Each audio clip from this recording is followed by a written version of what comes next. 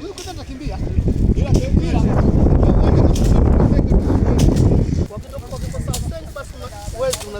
Unarudi kama zamani. Kwa mbao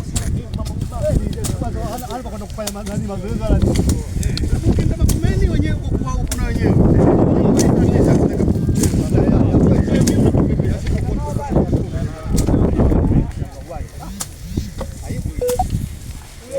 Mpaka saa 1 ndo nafungua mazoezi ya alfajiri. Leo sio kutaka na nini? Kuuza nini?